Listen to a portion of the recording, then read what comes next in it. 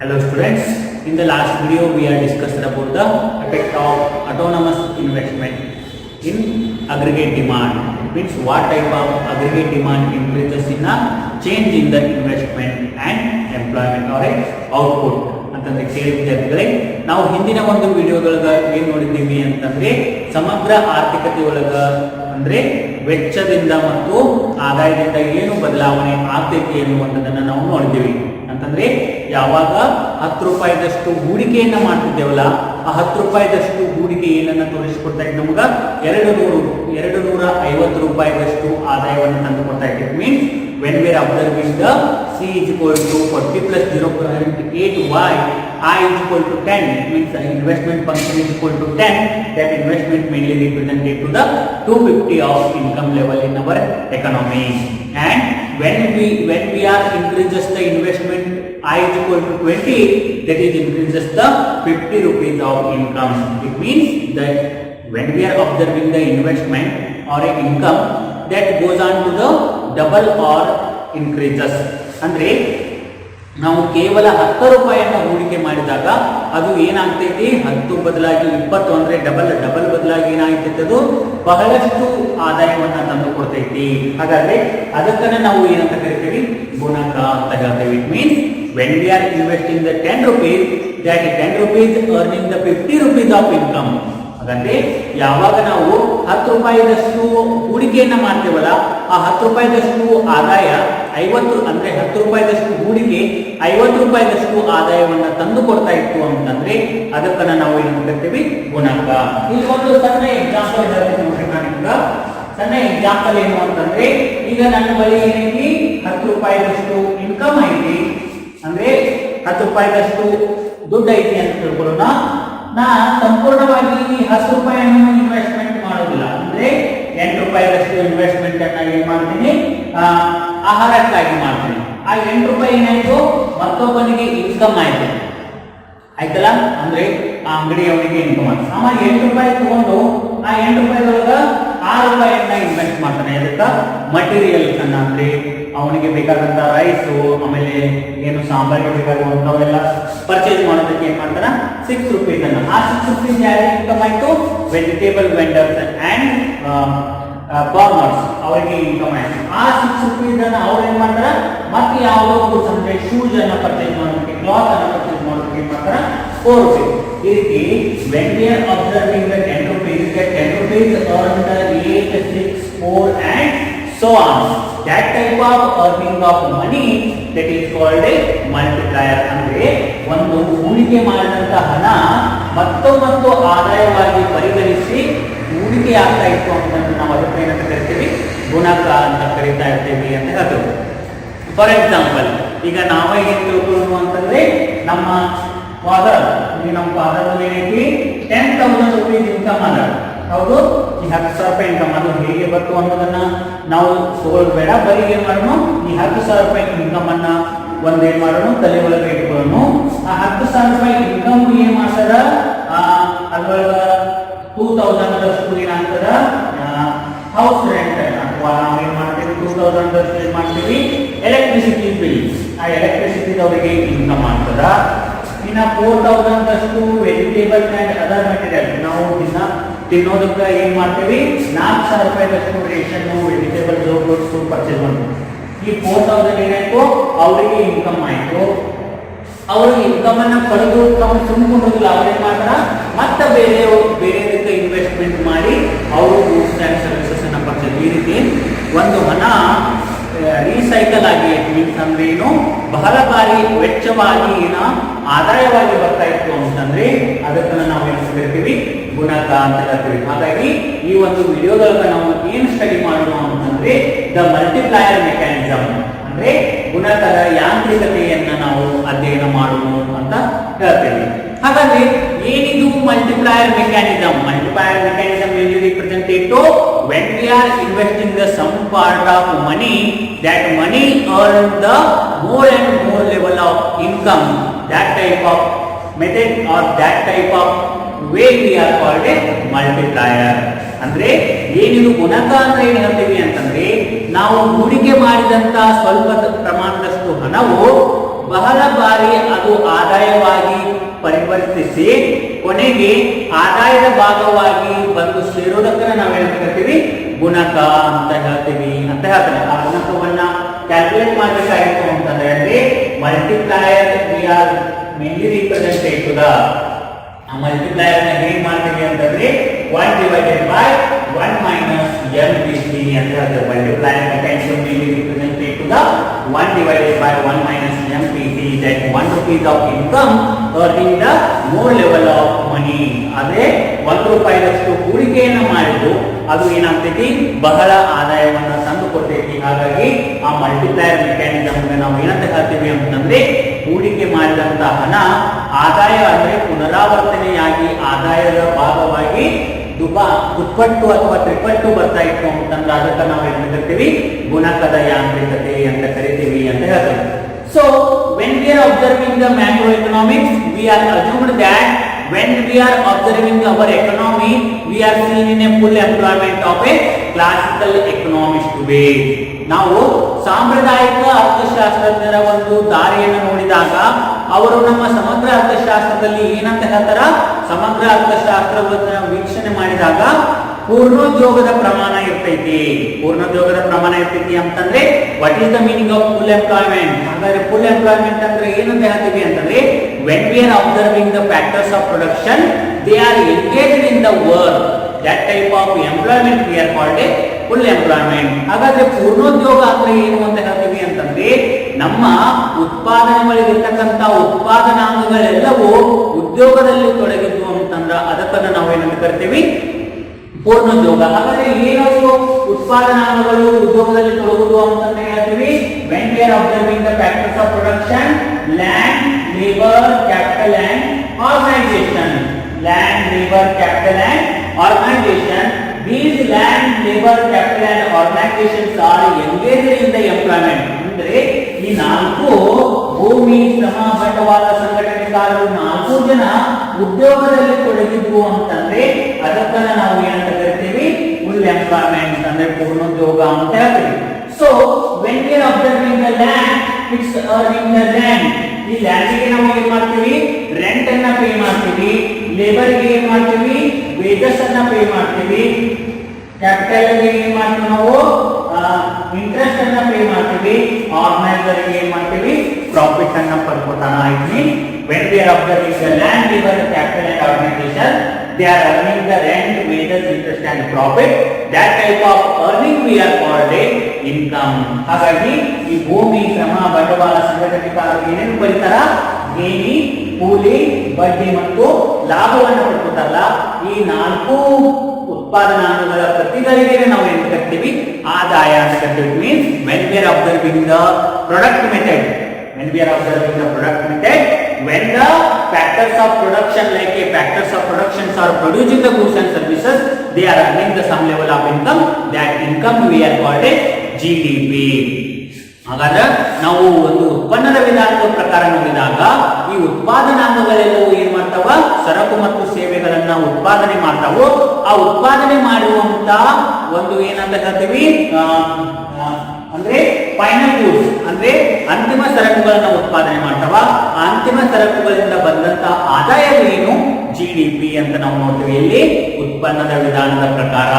So when we are observing the country economy, when the economy investing the money or investing the rupees, that investment we are called a conversion of income.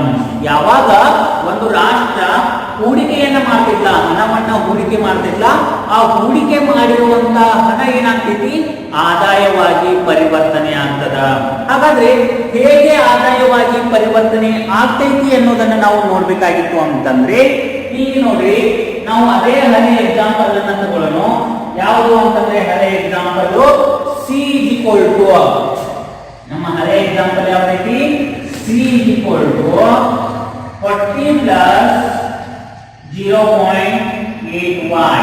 ನಂದು example ಏನೈತಿ C is equal to 40 plus 0.8y. It means when we are observing the consumption function that is mainly represented to 40 is the autonomous consumption. It means that is not depending upon the any income or any investment.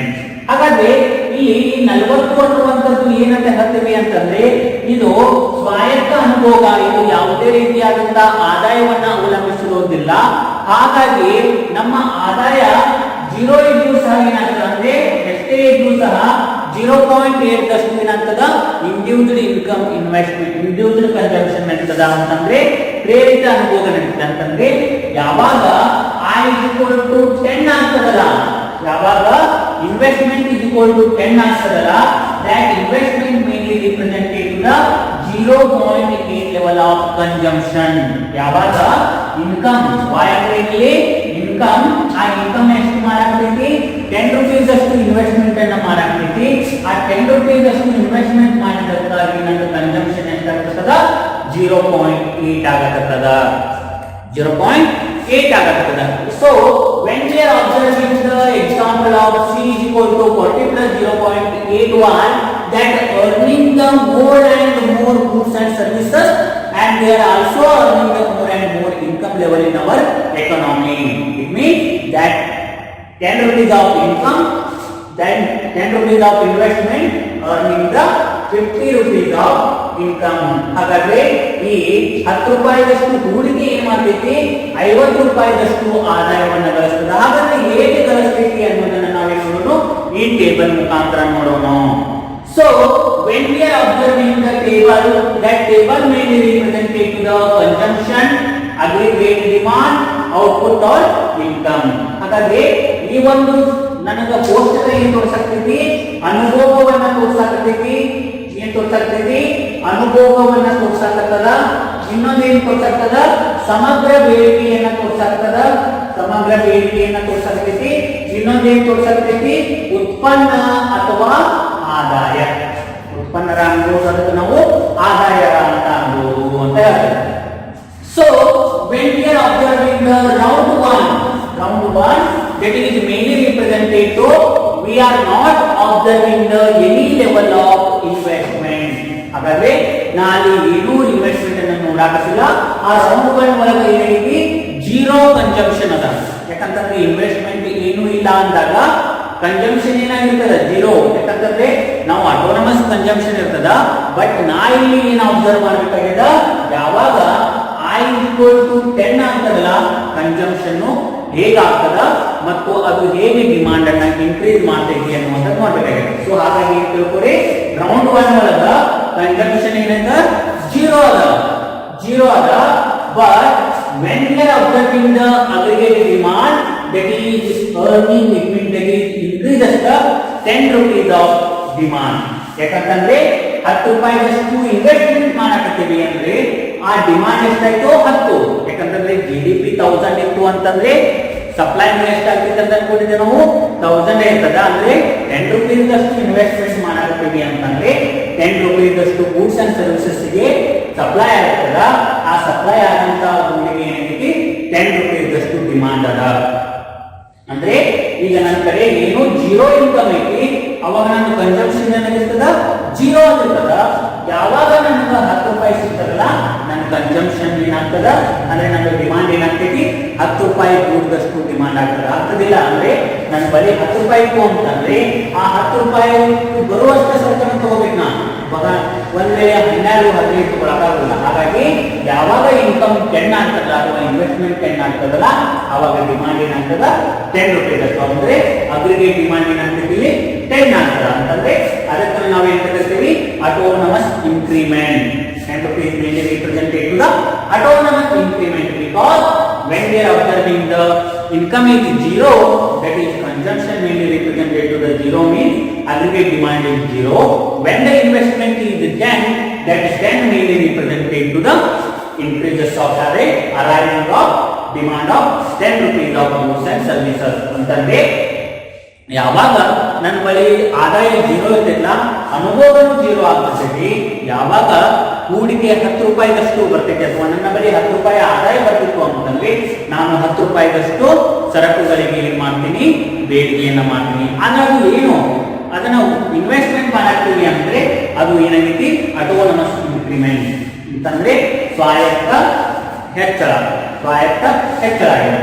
So when we are observing the 10 rupees of aggregate demand, ಹಾಗಾದ್ರೆ 10 ರೂಪಾಯಿದಷ್ಟು aggregate demand ಐತಿ ಅಂದಾಗ ಏನಾಗ್ತದ, ಆ income ಏನಾಗಿರ್ತೈತಿ 10 ರೂಪಾಯಿ ಆಗಿರ್ತೈತಿ. ಅಂದ್ರೆ ಆದಾಯವು ಸಹ ಅಥವಾ ಔಟ್ಪುಟ್ ಅಂತಂದ್ರೆ 10 ರೂಪಾಯಿದಷ್ಟು ಗೂಡಿಗೆ ಡಿಮಾಂಡ್ ಐತಿ ಅಂದಾಗ ಆ ಡಿಮಾಂಡ್ ಅನ್ನ ಪೂರೈಕೆ ಮಾಡೋದಕ್ಕೆ ಅಂತಂದ್ರೆ ಡಿಮಾಂಡ್ ಗೆ ನಾವು ಸಪ್ಲೈ ಮಾಡೋದಕ್ಕೆ ಏನ್ ಮಾಡಬೇಕು, 10 rupees ದಷ್ಟು ಗೂಡ್ಸ್ ಅಂಡ್ ಸರ್ವಿಸ್ ಅನ್ನ ಪ್ರೊಡ್ಯೂಸ್ ಮಾಡಬೇಕು.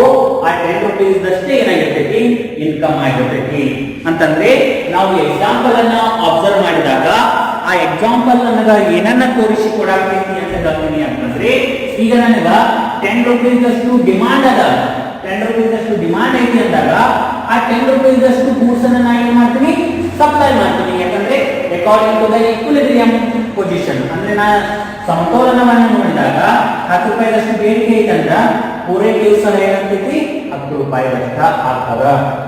10 ರೂಪಾಯಿದಷ್ಟು ಪೂರೈಕೆ ಆಯಿತು ಅಂತಂದ್ರೆ it means when we are observing the supply of 10 rupees of goods and services, the factors of production are engaged in the work. ಹಾಗಾಗಿ ಇಲ್ಲಿ 10 ರೂಪಾಯಿಗೆ ಏನ್ ಮಾಡ್ತಾರ, ಉತ್ಪಾದನಾಂಗಗಳೆಲ್ಲವೂ ಸರಕು ಮತ್ತು ಸೇವೆಗಳನ್ನ ಉತ್ಪಾದಿಸ್ತವ. ಉತ್ಪಾದಿಸಿದ್ದಕ್ಕಾಗಿ ಅವರು ಎಷ್ಟು ಆದಾಯವನ್ನು ಪಡ್ಕೋತಾರ, 10 ರೂಪಾಯಿದಷ್ಟು ಆದಾಯವನ್ನು ಪಡ್ಕೋತಾರ. So when we are observing the 10 rupees of income, ಹಾಗಾದ್ರೆ 10 ರೂಪಾಯಿದಷ್ಟು ಆದಾಯ ಬರತೈತಿ ಅಂದ್ರೆ ನಂದು ಕನ್ಸಂಪ್ಷನ್ ಏನಾಗ್ತಿದೆ, 0.8 into 10. ನಂದು ಕನ್ಸಂಪ್ಷನ್ ಏನಾಗ್ತದ, 0.8 ಮೊದಲಿತ್ತು ಪ್ಲಸ್ ಇಂಟು ಏನಾಗ್ತಿದೆ 10. ಅಂದ್ರೆ ನೆಕ್ಸ್ಟ್ ರೌಂಡ್ ಒಳಗ 0 ಕನ್ಸಂಪ್ಷನ್ ಇದ್ದಿದ್ದು ಯಾವಾಗ y = 10 ಆಗ್ತದಲ್ಲ ಅವಾಗ ಕನ್ಸಂಪ್ಷನ್ ಏನಾಗ್ತದ, 0.8 ಆಗ್ತದ. Because of when we are observing the consumption function 40 plus 0.8 while I = 10, ಯಾವಾಗ I = 10 ಅಂದ್ರೆ ಇನ್ಕಮ್ ಆಫ್ 10 ಬರ್ತೈತಲ್ಲ ಅವಾಗ ನಮ್ಮ ಕನ್ಸಂಪ್ಷನ್ ಏನಾಗ್ತೈತಿ, 0.8. ಯಾಕಂತಂದ್ರೆ ರಿಮೈನಿಂಗ್ 0.2 ಅನ್ನ ಏನ್ ಮಾಡ್ತಾರ, ಅವರು ಸೇವ್ ಮಾಡ್ಕೊಂಡಿರ್ತಾರ, ಅಂದ್ರೆ ಉಳಿತಾಯವನ್ನ ಮಾಡ್ಕೊಂಡಿರ್ತಾರ. ಹಾಗಾಗಿ ಇಲ್ಲಿ ಕನ್ಸಂಪ್ಷನ್ ಏನಾಗ್ತದ, 0.8 into 10 ಆಗ್ತದ. ಯಾವಾಗ 0.8 into 10 ಆಗ್ತದಲ್ಲ ಮತ್ತೆ 0.8 into 10 ದಷ್ಟು ಗೂಡುಗಳಿಗೆ ಏನಾಗ್ತದ, ಡಿಮಾಂಡ್ ಇನ್ಕ್ರೀಸ್ ಆಗ್ತದ. 0.8 into 10 ಗಳಿಗೆ ಯಾವಾಗ ಕನ್ಸಂಪ್ಷನ್ 0.8 into 10 ಆಗ್ತದಲ್ಲ ಅವಾಗ 0.8 into 10 ದಷ್ಟು ಡಿಮಾಂಡ್ ಏನಾಗ್ತದ, ಇನ್ಕ್ರೀಸ್ ಆಗ್ತದ. ಡಿಮಾಂಡ್ ಇನ್ಕ್ರೀಸ್ ಆದ ಹಾಗೆ ಮತ್ತೆ ಗೂಡ್ಸ್ ಅಂಡ್ ಸರ್ವಿಸಸ್ ಅನ್ನ ಪ್ರೊಡ್ಯೂಸ್ ಮಾಡ್ತೀವಿ. ಪ್ರೊಡ್ಯೂಸ್ ಮಾಡಿದಾಗ ಇನ್ಕಮ್ ಎಷ್ಟು ಬರ್ತೈತಿ, 10 ಇದ್ದಂತದ್ದು 0.8 into 10 ದಷ್ಟು ಇನ್ಕಮ್ ಬರಕಾಗ್ತದ. ಇನ್ಕಮ್ ಅಥವಾ ಅವ್ರು ಏನ್ ಮಾಡ್ತಾರ, ಗೂಡ್ಸ್ ಅಂಡ್ ಸರ್ವಿಸಸ್ ಅನ್ನ ಪ್ರೊಡ್ಯೂಸ್ ಮಾಡ್ತಾರೆ, ಅಂದ್ರೆ ಔಟ್ಪುಟ್ ಬರಾಕ ಸ್ಟಾರ್ಟ್ ಆಗ್ತದ. ಯಾವಾಗ 0.8 into 10 ದಷ್ಟು ಔಟ್ಪುಟ್ ಬರ್ತದಲ್ಲ ಮತ್ತೆ 0.8 ಸ್ಕ್ವೇರ್ ಅಂದ್ರೆ ಇಷ್ಟು ಹೆಚ್ಚಿಗೆ ಡಿಮಾಂಡ್ ಆಗ್ತದ. ಮತ್ತೆ ಇನ್ಕಮ್ ಎಷ್ಟು ಬಂತಿಲ್ಲಿ, 0.8 into 10 ಬಂತು. 0.8 into 10 ಬಂದಾಗ ಮೊದಲಿಗೆ 0.8 into 10 ಇತ್ತು, ಮತ್ತಷ್ಟು ಆದಾಯ 0.8 into 10 ಬಂದಾಗ ಮತ್ತೆ ಕನ್ಸಂಪ್ಷನ್ ಏನಾಗ್ತದ, 0.8 ಸ್ಕ್ವೇರ್ into 10. ಫಾರ್ ಎಕ್ಸಾಂಪಲ್, ಈಗ ನನ್ನ ಬಳಿ 10 ರೂಪಾಯಿ ಆದಾಯ ಐತಿ, ನಾನು ಏನ್ ಮಾಡ್ತೀನಿ, 10 ರೂಪಾಯಿದಷ್ಟು ಸರಕು ಮತ್ತು ಸೇವೆಗಳನ್ನ ಅನುಭವ ಮಾಡಾಕತ್ತೀನಿ. ಹೌದು, ಇದು ಏನಾಗ್ತದ, ಬೇರೆಯವರಿಗೆ ಆದಾಯವಾಗಿ ಕೊಡ್ತದ. ಮತ್ತೆ ನಾನು 10 ರೂಪಾಯಿನ ದುಡ್ಡಿನಂದ್ರೆ 10 ಇದ್ದಂತದ ನನ್ನ ಇನ್ಕಮ್ ಏನಾಯ್ತು, 20 ಆಗಿಲ್ಲ. ನಾ ಮತ್ತೆ ಮಾಡ್ತೀನಿ, 20 ರೂಪಾಯಿದಷ್ಟು ಗೂಡ್ಸ್ ಅಂಡ್ ಸರ್ವಿಸಸ್ ಗೆ ಡಿಮಾಂಡ್ ಮಾಡ್ತೀನಿ. 20 ಇದ್ದಂತದ್ದು 40 ಆಯ್ತು, 40 ಗೂಡ್ಸ್ ಅಂಡ್ ಸರ್ವಿಸಸ್ ಅನ್ನ ಡಿಮಾಂಡ್ ಮಾಡ್ತೀನಿ. ಅಂದ್ರೆ ಯಾವಾಗ ಇನ್ಕಮ್ ಇನ್ಕ್ರೀಸ್ ಆಗ್ತದಲ್ಲ ಅವಾಗ ಕನ್ಸಂಪ್ಷನ್ ಸಹ ಏನಾಗ್ತೈತಿ, ಇನ್ಕ್ರೀಸ್ ಆಗ್ತದ. ಅನುಭವ ಹೆಚ್ಚಾದ ಹಾಗೆ ಅಥವಾ ಆದಾಯ ಹೆಚ್ಚು ಹೆಚ್ಚು ಬಂದ ಹಾಗೆ ಅನುಭವವು ಸಹ ಏನಾಗ್ತೈತಿ, ಹೆಚ್ಚಾಗ್ತಾ ಹೋಗ್ತದ. ಯಾಕಂತಂದ್ರೆ individual demand mainly represented to depending upon the income. When the income increases, individual consumption increases. ಇದು ಒಂದು ಪ್ರೇರಿತ ಅನುಭೋಗ ಆದಾಯವನ್ನ ಒದಗಿಸುವುದರಿಂದ ಆದಾಯ ಹೆಚ್ಚಾದ ಹಾಗೆ ಅನುಭೋಗವು ಹೆಚ್ಚಾಗ್ತೈತಿ ಅಂತ ನಾವು ಮೊದಲಿಗೆ ಹೇಳಿದ್ವಿ ಕನ್ಸಂಪ್ಷನ್ ಫಂಕ್ಷನ್ ಹೇಳುವಾಗ. ಹಾಗಾಗಿ ಯಾವಾಗ 0.8 into 10 ದಷ್ಟು ಇನ್ಕಮ್ ಬರಲ್ಲ, ಡಿಮಾಂಡ್ ಅಥವಾ ಕನ್ಸಂಪ್ಷನ್ ಏನಾಗುತ್ತೋ 0.8 ಸ್ಕ್ವೇರ್ into 10 ಆಗುತ್ತೋ. ಯಾವಾಗ 0.8 ಸ್ಕ್ವೇರ್ into 10 ಆಗ್ತದಲ್ಲ ಅವಾಗ ಮತ್ತೆ 0.8 ಸ್ಕ್ವೇರ್ into 10 ದಷ್ಟು ಏನಾಗ್ತದ, ಅಗ್ರಿಗೇಟ್ ಡಿಮಾಂಡ್ ಅಂದ್ರೆ ಡಿಮಾಂಡ್ ಇನ್ಕ್ರೀಸ್ ಆಗ್ತದ. ಯಾವಾಗ 0.8 ಸ್ಕ್ವೇರ್ into 10 ದಷ್ಟು ಡಿಮಾಂಡ್ ಇನ್ಕ್ರೀಸ್ ಇನ್ಕ್ರೀಸ್ ಆಗ್ತಿಲ್ಲ, ಮತ್ತೆ ನಾ ಅಷ್ಟು ಗೂಡ್ಸ್ ಅಂಡ್ ಸರ್ವಿಸಸ್ ಅನ್ನ ಸಪ್ಲೈ ಮಾಡ್ತೀನಿ. ಸಪ್ಲೈ ಮಾಡಿದ್ದಕ್ಕಾಗಿ ಮತ್ತೆ ಏನಾಗ್ತಾರೆ ಅಂದ್ರೆ ಅವರು ಫ್ಯಾಕ್ಟರ್ಸ್ ಆಫ್ ಪ್ರೊಡಕ್ಷನ್ ಅಂದ್ರೆ land, labour, capital and organisation work ಒಳಗೆ ಎಂಗೇಜ್ ಆಗ್ತಾರ. ವರ್ಕ್ ಒಳಗೆ ಎಂಗೇಜ್ ಆಗಿದ್ದಕ್ಕೆ ಮತ್ತೆ ಇನ್ಕಮ್ ಅನ್ನ ಅರ್ನ್ ಮಾಡ್ತಾರೆ. ಎಷ್ಟು? 0.8 ಸ್ಕ್ವೇರ್ ಇಂಟು 10. ಅಂದ್ರೆ ಯಾವಾಗ 10 ರೂಪಾಯಿ ಇದ್ದಂತದ್ದು 20 ರೂಪಾಯಿ ಆಗಿದೆ ಅಂತಂದ್ರೆ 20 ರೂಪಾಯಿದಷ್ಟು ದುಡಿಕೆ ಹೆಚ್ಚಾಗ್ತದ. ದುಡಿಕೆ ಹೆಚ್ಚಾಗಿದ್ದಕ್ಕ ಬೇಡಿಕೆ ಹೆಚ್ಚಾಗ್ತದ, ಅಂದ್ರೆ ಆದಾಯ ಹೆಚ್ಚಾಗ್ತದ. ಆದಾಯ ಹೆಚ್ಚಾದಾಗ ಮಾತ್ರ ಅನುಭೋಗ ಹೆಚ್ಚಾಗ್ತದ, ಹೌದಿಲ್ಲ? 10 ರೂಪಾಯಿ ಇದ್ದಂತದ್ದು 20 ರೂಪಾಯಿ ಆದಾಗ 20 ರೂಪಾಯಿದಷ್ಟು ಅನುಭೋಗ ಹೆಚ್ಚಾಯ್ತು. 20 ಇದ್ದದ್ದು 40 ಆದಾಗ 40 ರೂಪಾಯಿದಷ್ಟು ಅನುಭೋಗ ಹೆಚ್ಚಾಯ್ತು. ಯಾವಾಗ 0.8 ಸ್ಕ್ವೇರ್ ಇಂಟು 10 ದಷ್ಟು ಇನ್ಕಮ್ ಅನ್ನ ಅರ್ನ್ ಮಾಡ್ತೀವಲ್ಲ, 0.8 ಇಂಟು 10 ದಷ್ಟು ಕನ್ಸಂಪ್ಷನ್ ಇನ್ಕ್ರೀಸ್ ಆಗ್ತದ. ಯಾವಾಗ 0.8 ಇಂಟು 10 ದಷ್ಟು ಕನ್ಸಂಪ್ಷನ್ ಇನ್ಕ್ರೀಸ್ ಆಗ್ತಿಲ್ಲ, ಅವಾಗ ಅಗ್ರಿಗೇಟ್ ಡಿಮಾಂಡ್ ಏನಾಗ್ತದ? 0.8 ಇಂಟು 10 ದಷ್ಟು ಹೆಚ್ಚಾಗ್ತದ. ಮತ್ತೆ ಅವರು 0.8 ಇಂಟು 10 ದಷ್ಟು ಇನ್ಕಮ್ ಪಡಿತಾರ. ಮತ್ತೆ ಅವಾಗ ರೌಂಡ್ 5 ಹಂಗೆ ಸೋ ಆನ್ ಅಪ್ ಟು ಎಲ್ಲಿವರೆಗೂ ಅಂತಂದ್ರೆ ಅವರು 10 ರೂಪಾಯಿ ಇದ್ದಿದ್ದು 50 ರೂಪಾಯಿ ಆಗೋವರೆಗೂ ಏನ್ ಮಾಡ್ತಾರ? ಕನ್ಸಂಪ್ಷನ್ ಅನ್ನ ಹೆಚ್ಚಿಗೆ ಮಾಡ್ಕೊತಾ ಹೋಗ್ತಾರ. ಅದಕ್ಕನ್ನ ನಾವು ಏನಂತ ಕರಿತೀವಿ? Multiplier mechanism. ಹಾಗಾದ್ರೆ ಹೇಗೆ ಆಗ್ತೈತಿ ಅನ್ನುವಂಥದ್ದನ್ನು ನಾವಿಲ್ಲಿ ನೋಡೋಣ. 50 ರೂಪಾಯಿ ಅಷ್ಟು ಹೇಗೆ ಆಯ್ತು ಅನ್ನೋದನ್ನು ನಾವಿಲ್ಲಿ ನೋಡೋಣ. ಹಾಗಾದ್ರೆ ಏನದ ನಮ್ದಿಲ್ಲಿ 10 ಪ್ಲಸ್ ಏನೈತಿ? 10 plus 0.8 10 plus 0.8 into 10 10 plus 0.8 into 10 plus 0.8 square into 10 ಮೊದಲಿಗೆ ಅಥವಾ ನಾವು ಇನ್ವೆಸ್ಟ್ಮೆಂಟ್ ಇದು ಇನ್ವೆಸ್ಟ್ಮೆಂಟ್ ಎಷ್ಟಿತ್ತು? 10 ಅದ. 10 ಇದ್ದಂತದ್ದು ಎಷ್ಟು ಇನ್ಕ್ರೀಸ್ ಆಯ್ತು? 0.8 into 10 ಗೆ ಆಯ್ತು plus 0.8 square into 10 plus so on up to infinity. ಎಷ್ಟಾಗ್ತದೆ? ಅದು 0.8 ಸ್ಕ್ವೇರ್ ಪ್ಲಸ್ 0.8 ಕ್ಯೂಬ್ 10 ಅಂದ್ರೆ 10 ಇಂಟು 0.8 ಸ್ಕ್ವೇರ್ 10 ಅದು 0.8 ಇಂಟು 10 ಆಯ್ತು. 0.8 ಇಂಟು 10 ಇಂಟು 0.8 ಸ್ಕ್ವೇರ್ ಇಂಟು 10 ಆಯ್ತು. 0.8 square into 10 into 0.8 cube into 10 so up to ಎಲ್ಲಿವರೆಗೂ ಆಗ್ತದ? ಇನ್ಫಿನಿಟಿ ವರೆಗೂ ಆಗ್ತದ. ಹಾಗಾದ್ರೆ ನಾವಿಲ್ಲಿ 10 ಅನ್ನ ಕಾಮನ್ ತಕೊಳ್ಳೋಣ. 10 ಕಾಮನ್ ತಕೊಂಡಾಗ ನನಗೆ ಏನು ಉಳಿತೈತಿ ಅಂತ ಹೇಳ್ತೀನಿ ಅಂತಂದ್ರೆ 10 1 ಉಳಿತೈತಿ ಪ್ಲಸ್ 0.8 ಏನು ಉಳಿತು? Plus 0.8 plus 0.8 square 0.8 square plus so on up to infinity. so on up to infinity ದಷ್ಟು ಉಳಿತದ. ಹೌದು, ಅದನ್ನ ನಾನು ಕಾಮನ್ ಆಗಿ ತಕೊಂಡಾಗ 10 divided by 1 minus 10 divided by 1 minus 0.8 ಆಗ್ತದೆ. 10 ಅನ್ನ ನಾನು ಏನು ಮಾಡ್ಕೊತೀನಿ? ಡಿವೈಡೆಡ್ ಬೈ ಅಂದ್ರೆ 10 ಹಾಗೆ ಇಟ್ಕೊತೀನಿ. ಇಲ್ಲಿ ಇಂಟು ಇದನ್ನ ಡಿವೈಡೆಡ್ ಬೈ ಮಾಡಿ ಕನ್ವರ್ಟ್ ಮಾಡ್ಕೊತೀನಿ. 1 ಪ್ಲಸ್ ಏನಾಯ್ತದೆ? 1 minus 0.8 ಆಗ್ತದ. 10 divided by 1 minus 0.8 ಅಂದ್ರೆ ಏನು?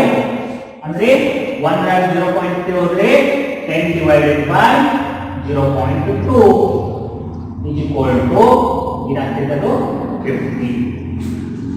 ಎಷ್ಟಾಗ್ತದ? 10 divided by 1 minus 0.8 ಅಂದ್ರೆ ಏನು? 10 divided by 0.2 10 divided by 0.2 ಅಂದ್ರೆ ಎಷ್ಟು?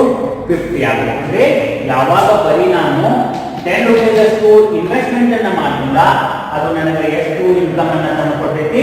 50 ರೂಪಾಯಿದಷ್ಟು ತಂದು ಕೊಡ್ತೈತಿ. ಅದಕ್ಕನ್ನ ನಾವು ಏನಂತ ಹೇಳ್ತೀವಿ ಅಂತಂದ್ರೆ ಇನ್ವೆಸ್ಟ್ಮೆಂಟ್ ಮಲ್ಟಿಪ್ಲೈಯರ್. ಅದಕ್ಕನ್ನ ನಾವು ಏನಂತ ಕರಿತೀವಿ? Investment multiplier. ಹಾಗಾದ್ರೆ ಏನದು ಇನ್ವೆಸ್ಟ್ಮೆಂಟ್ ಮಲ್ಟಿಪ್ಲೈಯರ್ ಅಂದ್ರೆ the ratio of the total increment in equilibrium value of final goods output to the initial increment in autonomous expenditure is called investment multiplier. Investment multiplier mainly represented to the ratio of the total increment in equilibrium value of final goods output to the initial increment in autonomous expenditure is called investment multiplier. ಹಾಗಾಗಿ ಏನಿದು ಪ್ರಾರಂಭಿಕ ಸ್ವಾಯತ್ತ ವೆಚ್ಚದಲ್ಲಾದ ಹೆಚ್ಚಳವು, ಪ್ರಾರಂಭಿಕ ಸ್ವಾಯತ್ತ ವೆಚ್ಚದಲ್ಲಾದ ಹೆಚ್ಚಳವು ಅಂತಿಮ ಸರಕುಗಳ ಉತ್ಪನ್ನದ ಸಂಪೂರ್ಣ ಮೌಲ್ಯದಲ್ಲಾದ ಹೆಚ್ಚಳದ ಅನುಪಾತವನ್ನ ಹೂಡಿಕೆ ಗುಣಕ ಎನ್ನುವರು ಅಂತ ಹೇಳ್ತಾರೆ.